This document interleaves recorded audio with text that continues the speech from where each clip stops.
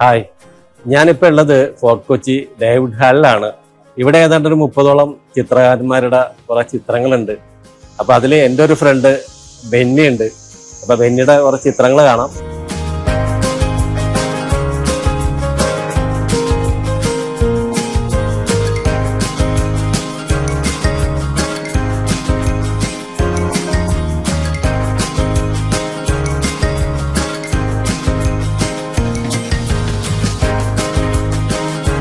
Hi Benny, നമ്മള് വളരെയധികം വർഷങ്ങളായി കണ്ടിട്ടല്ലേ?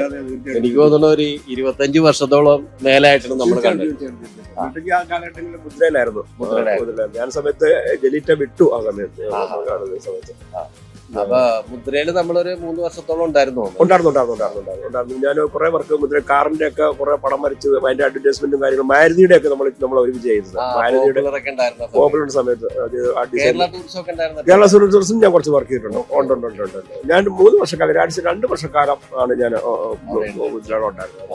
അന്നത്തെ കാലം എന്ന് പറഞ്ഞു കഴിഞ്ഞാല് നമുക്ക് ഇപ്പോഴത്തെ പോലെ അല്ലല്ല. അന്ന് നമ്മള് ഇതേപോലെ തന്നെ ഡിജിറ്റൽ സംഭവം ഒന്നും ഇല്ലാത്ത കമ്പ്യൂട്ടർ ഒന്നും ഇല്ലാത്ത ഒരു കാലഘട്ടം.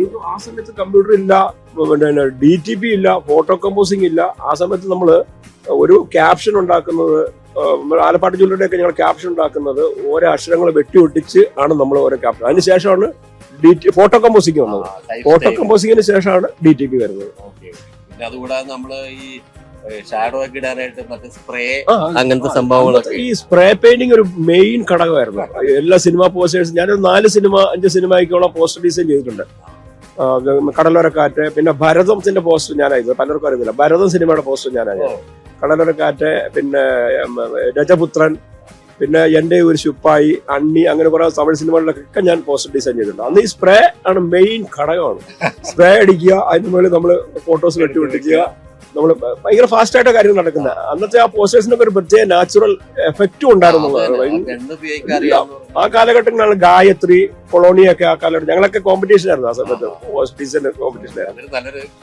നല്ലൊരു കാലഘട്ടമായിരുന്നു. ഭയങ്കര ഉത്സവം പോലായിരുന്നു. ഈ സിനിമയുടെ വർക്കൊക്കെ വന്നു കഴിഞ്ഞാൽ അതൊരു ഭയങ്കര ഉത്സവമായിരുന്നു. അപ്പൊ ബെന്നി ഇത് കോട്ടയത്ത് ആഡ് ഏജൻസി ഒക്കെ നടത്തിയതിനു ശേഷം അത് ക്ലോസ് ചെയ്തിട്ട് പിന്നെ ബെന്നി എന്താണ് ചെയ്തത്? പിന്നീട് ഞാൻ കുറെ ഏജൻസികളിലൊക്കെ ഞാൻ ഒരു പാർട്ട് ടൈം ആയിട്ട് വർക്ക് ചെയ്തിട്ടുണ്ട്. ഈ പാർട്ട് ടൈം ആയിട്ട് വർക്ക് ചെയ്യുന്ന സമയത്ത് തന്നെ എനിക്ക് കുറെ കുട്ടികൾ എന്നെ പഠിപ്പിക്കുക, ചിത്രം പഠിപ്പിക്കുക എന്ന് പറഞ്ഞ് എന്നെ അപ്രോച്ച് ചെയ്തു. ആ സമയത്ത് കുറച്ച് കുട്ടികളെ ചിത്രം എന്നെ പഠിപ്പിക്കാനുള്ള ഒരു അവസരത്തിലേക്ക് മാറുകയും അതിന്റെ ഒരു ചെറിയ സ്കൂൾ പോലെ നമ്മൾ ഇടുകയും കുറെ ധാരാളം കുട്ടികൾ വന്ന് പഠിക്കുകയും ചെയ്തിട്ടുണ്ട്. അത് നമ്മളെ മറ്റേ എന്റെ ഭൂമി സ്കൂൾ ഓഫ് ആർട്സ് എന്ന് പറഞ്ഞ് വളഞ്ഞമ്പലത്ത് ഒരു സ്കൂൾ ഉണ്ടായിരുന്നു. അത് തന്നെ ഒരു 100ഓളം കുട്ടികൾ ആ സമയത്ത് പഠിക്കുന്നുണ്ടായിരുന്നു. പിന്നെ പലരും പഠിച്ച് പോയിട്ടുള്ളത് എന്ന് പറഞ്ഞു കഴിഞ്ഞാൽ 3 വയസ്സുള്ള കുട്ടികൾ തൊട്ട് ഏകദേശം 70 വയസ്സുള്ള ആൾക്കാർ വരെ അവിടെ വന്ന് പഠിച്ചു പോയിട്ടുണ്ട്. ഞാൻ കൂടുതൽ റിയലിസ്റ്റിക് ചിത്രങ്ങളാണ് ഞാൻ കൂടുതൽ വരയ്ക്കുന്നത്. ഈ റിയലിസ്റ്റിക് ചിത്രങ്ങളുടെ പ്രത്യേകം അത് വരയ്ക്കാനായിട്ട് സമയം കൂടുതലെടുക്കും. നേരെ മറിച്ച് അബ്സ്ട്രാക്ട് ചിത്രങ്ങൾ വരയ്ക്കാനായിട്ട് പകുതിയുടെ പകുതി സമയം ഉണ്ടാവുള്ളൂ. എക്സാമ്പിളായിട്ട് ഒരു അരമണിക്കൂർ കൊണ്ട് ഒരു അബ്സ്ട്രാക്ട് ചിത്രം നമുക്ക് വരച്ചെടുക്കാം. നേരെ മറിച്ച് ഒരു റിയലിസ്റ്റിക് ചിത്രം വരച്ചെടുക്കാൻ ഒരാഴ്ച എടുക്കും. അതാണ് അതിന്റെ പ്രത്യേകത. ഏത് വരയ്ക്കാൻ അറിയാൻ മേലാത്തവർക്കും നമുക്ക് ഈ അബ്സ്ട്രാക്ട് എന്ന ചിത്രം നമുക്ക് വരയ്ക്കാൻ സാധിക്കും എന്നുള്ളത് ഒരു വലിയൊരു കാര്യമാണ്. പക്ഷെ ഞാൻ അതിലേക്ക് അബ്സ്ട്രാക്ട് ഞാൻ ചെയ്യും, റിയലിസ്റ്റിക് ചെയ്യും. കൂടുതലും ഞാൻ റിയലിസ്റ്റിക് ആയിട്ട് ചെയ്യും. ബെന്നിയുടെ ഒത്തിരി എക്സിബിഷൻസ് ഞാൻ കൊച്ചിയിലൊക്കെ കണ്ടിട്ടുണ്ട്. മട്ടാഞ്ചേരിയിലായിട്ട് ഞാൻ ഒരു പ്രാവശ്യം വന്നപ്പോൾ നിങ്ങളുടെ ഒരു ആർട്ട് ഗാലറി അവിടെ ഉണ്ടായിരുന്നു. അപ്പൊ പിന്നീട് എവിടെയൊക്കെയാണ് അത് ചെയ്തതെന്നൊന്ന് പറയാമോ? ഞാൻ എക്സിബിഷനായിട്ട് ചെയ്തിട്ടുള്ളത് ഫോർട്ട് കൊച്ചിയിൽ ചെയ്തിട്ടുണ്ട്. ഫോർട്ട് കൊച്ചിയിൽ ഫീൽ ഹോം ആർട്ട് ഗാലറി ചെയ്തിട്ടുണ്ട് കഴിഞ്ഞ വർഷം. പിന്നെ അതിനു മുമ്പ് ബാംഗ്ലൂർ, നമ്മൾ എല്ലാ വർഷവും ബാംഗ്ലൂർ നമ്മൾ എക്സിബിഷൻ നടത്തുന്നുണ്ട് ജനുവരി മന്ത്. പിന്നെ ഗോവയിൽ ഒരു പ്രാവശ്യം നടത്താൻ പറ്റി. ഈ വർഷവും ഗോവയിൽ പോകുന്നുണ്ട്. അപ്പൊ ബെന്നി ഇങ്ങനെ ഗോവ, ബാംഗ്ലൂർ എല്ലാം സ്ഥിരമായിട്ട് ചെയ്യണ്ടല്ലോ. അപ്പൊ കൊച്ചിയാണ് ഈ ബേസ്ഡ് സ്ഥിരമായിട്ട് ചെയ്യണത്, അല്ലെങ്കിൽ എവിടെയൊക്കെയാണ് കൂടുതൽ ചിത്രങ്ങൾ ചെയ്യണമെന്നൊന്ന് പറയാമോ? ഇപ്പൊ ഒരു 23 ഇയേഴ്സ് ആയിട്ട് കൊച്ചി തന്നെയാണ് നിൽക്കുന്നത്. കൊച്ചിയിലാണോ ഏറ്റവും കൂടുതൽ ആർട്ട് ലവേഴ്സും ആർട്ട് ബയേഴ്സും കൊച്ചിയിലാണ് വരുന്നത്. ഇത് കൂടുതൽ ഫോറിനേഴ്സ് ആണോ? ഒരു 90% ഫോറിനേഴ്സ് തന്നെയാണ്. നമുക്കിപ്പം തേക്കടിയിൽ ഒരു ഔട്ട്ലെറ്റ് ഉണ്ട്. നമുക്ക് തേക്കടിയിൽ ഒരു ഗാലറി ആയിട്ട് ടൈപ്പ് ഉണ്ട്. അതുപോലെ വാഗമണിലൊരു ടൈപ്പ് ഉണ്ട് ഗാലറി ആയിട്ട്. മൂന്നാറുണ്ട് നമുക്ക് ടൈപ്പ്. ട്രിവാൻഡ്രത്തുണ്ട്, ആലപ്പുഴയിലുണ്ട്. മെയിൻ നമ്മുടെ കേരളത്തിലെ മെയിൻ ടൂറിസ്റ്റ് ഇപ്പൊ കാസർഗോഡ് നമ്മള് ഒരു ക്ലയന്റ് വിളിച്ചിട്ടുണ്ട്, അവരുടെ ഗാലറിയിൽ നമ്മുടെ കൂടെ പെയിന്റിങ്സ് ഉള്ളത്. അങ്ങനെ അപ്പൊ അങ്ങനെ നമ്മൾ എ ടു വിസിറ്റ് നമ്മള് കേരളത്തിന്റെ വടക്കേറ്റം തൊട്ട് തെക്കേറ്റം വരെയുള്ള എല്ലാ മെയിൻ ടൂറിസ്റ്റ് കേന്ദ്രങ്ങളിലും എന്റെ ചിത്രങ്ങൾ അവർക്ക് വിൽക്കാൻ ഞാൻ കൊടുക്കാൻ ഉദ്ദേശിക്കുന്നുണ്ട്. ഇപ്പോൾ നമ്മളെ പ്രസന്റ് കണ്ടീഷനിൽ ഇപ്പൊ നമുക്ക് ഡേവിഡ് ഹാളിൽ ഞങ്ങളൊരു 30 ചിത്രകാരന്മാരുടെ ചിത്രങ്ങൾ ഇപ്പം ഡേവിഡ് ഹാളിൽ നടക്കുന്നുണ്ട്. അതൊരു രഹന എന്ന് പറഞ്ഞൊരു കുറേറ്ററാണ്. അദ്ദേഹവും ചിത്രകാരി തന്നെയാണ്. അപ്പൊ അദ്ദേഹം എന്നെ വിളിച്ച് നമുക്കൊരു ഡേവിഡ് ഹാളിൽ ഒരു എക്സിബിഷൻ നടത്തണം എന്ന് പറഞ്ഞ് വരികയും 30 ചിത്രകാരന്മാരെ ചിത്രകാരികളും ഉണ്ട്, ചിത്രകാരന്മാരും ഉണ്ട്. അവരെ കോർഡിനേറ്റ് ചെയ്ത് ഇപ്പൊ ഡേവിഡ് ഹാളിൽ ഈ 1-ാം തീയതി തൊട്ട്, അതായത് ഈ ഓഗസ്റ്റ് 1 തൊട്ട് 6-ാം തീയതി വരെ ആണ് എക്സിബിഷൻ നടക്കുന്നത്. അത് നല്ല റെസ്പോൺസാണ്. ഈ മഴക്കാലമായിട്ടും ആൾക്കാർ നന്നായിട്ട് എൻജോയ് ചെയ്യുന്നുണ്ട്, റെസ്പോൺസ് ചെയ്യുന്നുണ്ട്, പെയിന്റിങ് ചിത്രങ്ങൾ വിറ്റ് പോകുന്നുണ്ട്. അത് തന്നെ ഏറ്റവും വലിയൊരു കാര്യം. രഹനയുണ്ട്, നമ്മുടെ ഗാലറി രഹനയുണ്ട്. രഹന നമുക്ക് കാണാം, രഹനയെ പരിചയപ്പെടാം. തീർച്ചയായിട്ടും എന്റെ ചിത്രങ്ങളും കാണാം, രഹനയെ ഒന്ന് കാണാം നമുക്ക്. അപ്പൊ ഇതാണ് ഡേവിഡ് ഹാള്. എന്റെ 4 ചിത്രങ്ങളാണ് എന്റെ ഉള്ളത്. 4 ചിത്രങ്ങൾ എല്ലാം കൂടെ 30 ആർട്ടിസ്റ്റുമാരുണ്ട്. ഇത് എല്ലാം പലരുടെ ചിത്രങ്ങളാണ്.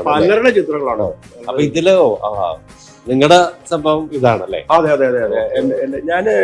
ഞാൻ റിയലിസ്റ്റിക് ചിത്രങ്ങളാണ് കൂടുതൽ ചെയ്തുകൊണ്ടിരുന്നത്. അപ്പൊ ഈ ഒരു എക്സിബിഷൻ മാത്രം എനിക്കൊരു വെറൈറ്റി ആയിട്ട് ചെയ്യണം. അപ്പൊ ഈ പർപ്പിളിന്റെ കളറ്, ഈ പർപ്പിൾ കളർ അധികം ആരും യൂസ് ചെയ്യാത്ത ഒരു കളറാണ് പർപ്പിൾ. ഇത്രയും ചിത്രങ്ങൾ നോക്കിയാൽ ഈ ഒരു ചിത്രം പെട്ടെന്ന് കണ്ണില് പലരും ആ ചിത്രങ്ങളെ അപ്രിഷിയേറ്റ് ചെയ്യുകയും ചെയ്തു.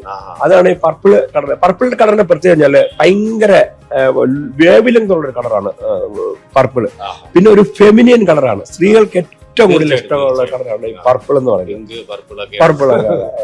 ഈ ചിത്രം ഞാൻ കുറച്ച് ഇതിന്റെ ഐഡിയ ഞാൻ ആലോചിച്ചത് ദിവസങ്ങളോളം എടുത്താണ് ഇതിന്റെ ഐഡിയ ആലോചിച്ചെടുത്തത്. ഇങ്ങനെ ഒരു കണ്ടന്റ്, ആരും ചെയ്യാത്ത ഒരു കണ്ടന്റ് എനിക്ക് വേണമെന്നുള്ളതിൽ ഈ കുറെ ദിവസം ഇതിന്റെ ചിന്ത എന്റെ പോയിട്ടുണ്ട്. രാത്രിയിലൊക്കെ ഇന്ന് 2 മണി 3 മണി വരെയൊക്കെ ഇരുന്നതിന്റെ സ്ക്രിബിൾ ഞാൻ തയ്യാറാക്കിയിട്ടുണ്ട്. പക്ഷെ ചെയ്തത് ഞാൻ അധികം ദിവസം ഒരു ചിത്രം എടുക്കാനായിട്ട് ഒരു 2 ദിവസം ഒക്കെ ഒരു ചിത്രം ചേർക്കാൻ എടുത്തുള്ളൂ. പക്ഷെ എന്റെ ഐഡിയ ഉണ്ടാക്കാനായിട്ട് ഞാൻ ദിവസങ്ങൾ എടുത്തു. ഇതിനകത്ത് നമ്മുടെ 1-ാമത്തെ ചിത്രത്തെ പറ്റി ഞാൻ ഒരു ഇത് പറയാം. ഈ 1-ാമത്തെ ചിത്രം ഇത് നമ്മുടെ സന്യാസി ജീവിതത്തെ കാണിക്കുന്ന ഒരു ചിത്രമാണ്. സന്യാസി ജീവിതത്തില് സ്ത്രീകൾക്ക് സ്ഥാനമില്ല, ലൗകിക ജീവിതങ്ങള് സന്യാസി ജീവിതത്തിലില്ല, അത് വാനിഷായി പോവുകയാണ്. സ്ത്രീ എന്ന് പറഞ്ഞാൽ വെറും ഒരു സ്ത്രീ മാത്രമായിട്ട് സന്യാസി ജീവിതത്തിൽ അവർക്ക് അതിനെ കാണാനും ഉൾക്കൊള്ളാനും പറ്റത്തുള്ളൂ. അതിന്റെ ഒരു റെപ്രസെന്റേഷൻ ആണ് ഈ കാണുന്ന ചിത്രം. ഈ നിങ്ങൾ ഉപയോഗിക്കുന്ന പെയിന്റിന്റെ ആ ഒരു മെറ്റീരിയൽ എന്താണ്? ഇത് നമ്മൾ അക്രിലിക് കളേഴ്സ്, നമ്മുടെ ക്യാമലിന്റെ ക്യാൻവാസ് ഉപയോഗിക്കുന്നത്. ഈ ക്യാമലിന്റെ ക്യാൻവാസിന്റെ പ്രത്യേകത അതിനകത്ത് മറ്റേ നൈലോൺ കൂടുതലാണ്. അത് ലോങ് ലൈഫ് ലാസ്റ്റിംഗ് ആണ്, ഗ്ലോസി വരും. എത്ര ഇപ്പം രാജാ രവിവർമ്മ പോലും ക്യാമലിന്റെ ക്യാൻവാസ് ഉപയോഗിച്ചുകൊണ്ടിരുന്നത്. അപ്പൊ അത് വളരെ കാലം നിൽക്കും. ഇപ്പം കിട്ടുന്ന കുറഞ്ഞ ക്യാൻവാസ് ഒക്കെ ഉണ്ട്, അത് പെട്ടെന്ന് അത് മെൽറ്റായി പോകും കുറെ വർഷങ്ങൾ കഴിയുമ്പോൾ. അതായത് 70 വർഷം മുമ്പ് നമ്മുടെ കേരളത്തിൽ ഉപയോഗിച്ചുകൊണ്ടിരുന്ന ചില മെറ്റീരിയൽസിനെ നമ്മളെ റെപ്രസെന്റ് ചെയ്തിരിക്കുന്നത്. ഇത് നമ്മുടെ നാച്ചുറൽ മിക്സി, ഒലക്ക, ഉരള്, പിന്നെ തുപ്പൽ കൊളാമ്പി, പിന്നെ നാച്ചുറൽ മിക്സിയാണ് കാണുന്നത്, അത് ഉറി. പിന്നെ കേരളത്തിലെ പഴയ പുരാതന പടയണി, തെയ്യം, കഥകളി, വള്ളംകളി, പിന്നെ എഴുത്താണി, എഴുത്തോല, ഓലവീട്, മണ്ണെണ്ണ വിളക്ക്, കിണ്ടി, മൊന്ത, കൊട്ട, ഇതൊക്കെയാണ് നമ്മളതിനെ. പിന്നെ ഒരു പുരാതന അമ്പലത്തില് സ്ത്രീകള് നടന്നു വരുന്നു. അവർക്ക് നമ്മുടെ ഇപ്പോഴത്തെ ഒരു നാച്ചുറൽ അല്ലാതെ ഒരു സിംബോളിക് പ്രസന്റേഷൻ സ്ത്രീകൾക്ക് കൊടുത്തിരിക്കുന്നതേ ഉള്ളൂ. ഈ ചിത്രം മനുഷ്യൻ ശാന്തി തേടി അലയുന്നതാണ്. സമാധാനത്തിന് വേണ്ടി സമാധാനത്തിന് വേണ്ടി ആൾക്കാർ അലയുകയാണ്. പക്ഷെ സമാധാനം നമ്മുടെ തൊട്ടടുത്തുണ്ട്. അത് മനസ്സിലാക്കാതെ ആൾക്കാർ ഇങ്ങനെ കേദാർനാഥ്, ബദ്രീനാഥ് അങ്ങനെയുള്ള സ്ഥലങ്ങളിൽ അന്വേഷിച്ച് നടക്കുകയാണ്. അതാണ് ഈ ചിത്രത്തിനെ നമ്മൾ റെപ്രസെന്റ് ചെയ്തിരിക്കുന്നത്. മിൽട്ടൻജി, ഈ ചിത്രം എന്താണെന്ന് മിൽട്ടൻജിക്ക് മനസ്സിലായോ? എനിക്ക് എന്റേതായ രീതിയിൽ ചിന്തിക്കുകയാണെങ്കിൽ ഞാൻ സാധാരണ ഈ ചാലക്കുടിയിലൊക്കെ പോകുമ്പോൾ അവിടെ ഈ സെബസ്ത്യാനസ് പുണ്യാളുടെ അമ്പെഴുന്നള്ളിക്കുന്ന ഒരു പരിപാടിയാണ്. അപ്പൊ ഈ വാഴ ഇങ്ങനെ വെച്ചിട്ടുണ്ടാവും അവര്. വാഴയിൽ ഇങ്ങനെ അമ്പ അങ്ങനെ എന്താണ്ടൊക്കെ വെച്ചിട്ടുണ്ട്. അപ്പൊ അതേപോലെ എനിക്കൊരു ഫീൽ ചെയ്യുന്നുണ്ട്. ഇനി വല്ല പൂണിന്റെ വല്ലതാണെന്ന് എനിക്ക് സംശയമുണ്ട്. ഇതല്ല, ഇത് വെറും സിമ്പിൾ ആണ്. ഇത് നമ്മുടെ നിത്യജീവിതത്തിൽ നമ്മൾ എപ്പോഴും കാണുന്ന ഒരു പൂവാണ്. ആ പൂവിന്റെ ടിപ്പാണ് ചെമ്പരത്തിപ്പൂ. ചെമ്പരത്തിപ്പൂവിന്റെ സെന്ററിലുള്ള ആ ബട്ടാണ്. പക്ഷെ ഈ ചെമ്പരത്തി ഫുള്ള് വരയ്ക്കണമെങ്കിൽ ഈ റൂം മൊത്തം അതിന്റെ പെറ്റൽ വരയ്ക്കേണ്ടി വരും. അതിന്റെ ഏറ്റവും അതിന്റെ ടിപ്പ് സൂം ചെയ്ത് നമ്മുടെ ചിത്രം. മിൽട്ടൻജി ഇതാണ് ഞങ്ങളുടെ രഹനാജി, ഞങ്ങളുടെ കുറേറ്റർ, ഞങ്ങളുടെ എല്ലാത്തിന്റെ ഞങ്ങളുടെ എക്സിബിഷന്റെ ബ്രെയിൻ ഇദ്ദേഹത്തിന്റെയാണ്. അപ്പൊ എവിടെ ഇപ്പൊ കൊച്ചിയാണോ സ്ഥലം? അല്ല, കൊടുങ്ങല്ലൂരാണ്. കൊടുങ്ങല്ലൂരാണ്. അപ്പൊ ഇതിലേക്ക് വരാനായിട്ടുള്ള സാഹചര്യം എന്താണ്? ഇതിലേക്ക് വരാൻ ഞാൻ നേരത്തെ ഒരു ഇതാണ് വരയ്ക്കുമായിരുന്നു. പിന്നെ കുറെ കഴിഞ്ഞപ്പോ നമ്മുടെ ചിത്രകാരന്മാരെ എങ്ങനെ പുറത്തേക്ക് വരണം എന്നുള്ളത് എനിക്ക് എന്റേതായ ഒരു രീതിയിൽ കൊണ്ടുവരണം എന്നുള്ളൊരു താല്പര്യം ഉണ്ടായിരുന്നു. അപ്പൊ ആ രീതി ഞാൻ എന്താ പറയാ, നമ്മൾ സോഷ്യൽ മീഡിയ വഴിയും പിന്നെ പുറത്തേക്ക് ഓഫ്ലൈൻ ഓൺലൈൻ എക്സിബിഷനുകളൊക്കെ നടത്തി നമുക്ക് നമ്മളുടെ കുറേ ഇഷ്ടങ്ങൾ ഉണ്ടായിരുന്നു. പിന്നെ ഓൺലൈൻ എക്സിബിഷൻ ഒരുപാട് വിദേശികളിൽ നമ്മുടെ ഒരു ലോകം മുഴുവനും പങ്കെടുപ്പിച്ചിട്ട് എല്ലാവരെയും കൂട്ടിയിണക്കി ചിത്രകാരന്മാരെ ഒന്നാക്കി എല്ലാവരെയും പരസ്പരം പരിചയപ്പെടുത്തി അങ്ങനെയൊക്കെ കുറെ കൂടുതൽ നമ്മൾ ആ കാര്യങ്ങൾക്ക് കൂടുതൽ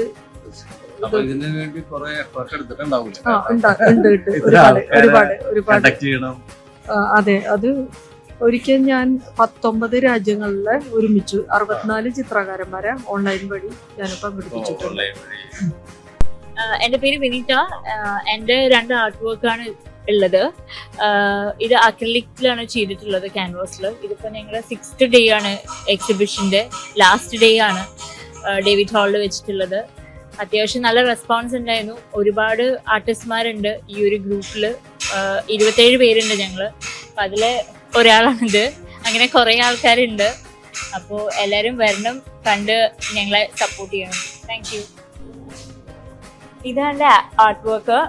ഇതിപ്പോ അറൌണ്ട് ഒരു 1 month എടുത്തിട്ട് ഈ എക്സിബിഷന് വേണ്ടിയിട്ട് ചെയ്തിട്ടുള്ള ആർട്ട് വർക്കാണ്. ഇത് അക്രിലിക്കിലാണ് ചെയ്തിട്ടുള്ളത്, ക്യാൻവാസിൽ. ഞാൻ എല്ലാ സ്റ്റൈലും ചെയ്യാറുണ്ട്, ബട്ട് എക്സിബിഷന് വേണ്ടി ഇങ്ങനെ ഒരു തീം സെലക്ട് ചെയ്തു എന്നേ ഉള്ളൂ. ഇത് അജിത ഒരു വലിയൊരു ചിത്രകാരിയാണ്. അജിത നമ്മുടെ കൂടെ ഉണ്ട്. അജിതയുടെ ചിത്രങ്ങളാണ്. അജിത ആ ചിത്രങ്ങളെ പറ്റി ഒന്ന് എന്തായാലും ഒന്ന് പറയാം.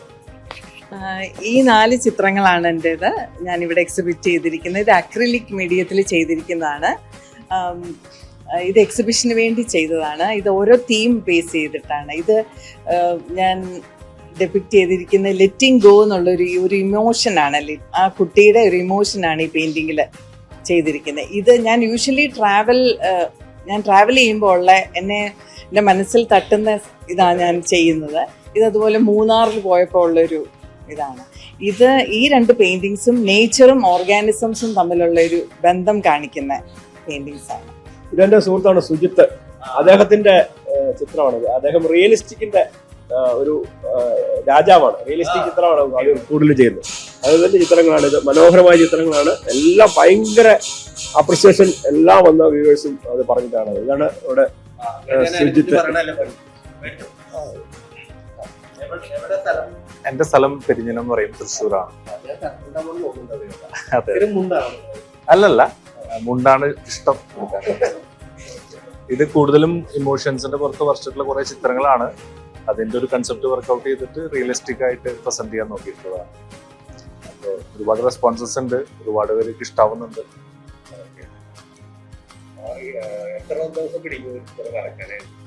It depend. സൈസും ഡീറ്റെയിലും അനുസരിച്ച് ഒരുപാട് സമയം എടുക്കുന്നുണ്ട്. ഇപ്പോൾ ഈ തെയ്യത്തിന്റെ ഒക്കെ ഏകദേശം ഒരു 6 മാസത്തോളം പലതവണയായിട്ട് ഇരുന്ന് വരച്ചിട്ടുള്ള പ്രഗത്ഭരായ 30 ആർട്ടിസ്റ്റുകളുടെ മഹത്തായ സൃഷ്ടികളാണ് നമ്മളിപ്പോൾ കണ്ടത്. ഇതിലേക്ക് എന്നെ ക്ഷണിച്ചത് ആർട്ടിസ്റ്റ് ബെന്നിയാണ്. ബെന്നിക്കും ഈ സുഹൃത്തുക്കൾക്കും ഞാൻ ഹൃദയപൂർവ്വം നന്ദി പറയും. ബെന്നിനെ കൂടി ഒരു വീഡിയോ കൂടി ഞാൻ പ്ലാൻ ചെയ്യുന്നുണ്ട്. അത് ഇതുപോലെയല്ല, അത് കുറച്ച് വ്യത്യസ്തമായിട്ടൊരു വീഡിയോ ആണ്. അത് നിങ്ങൾക്ക് എന്തായാലും ഇഷ്ടപ്പെടുമെന്ന് എനിക്കറിയാം. അപ്പോൾ അതുവരേക്കും ഗുഡ് ബൈ.